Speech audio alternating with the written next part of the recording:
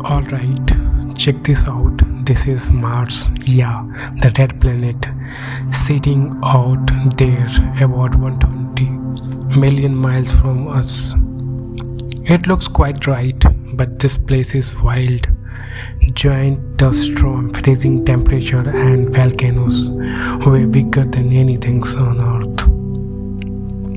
That's giant canyons over there. It's called Valles Marineris. It's like 10 times longer than the Grand Canyon, and Olympus Mons, the biggest volcano in the solar system, is here too. Scientists think Mars used to have a water like actual river and lakes. Now it's just dry and cold, but those clues are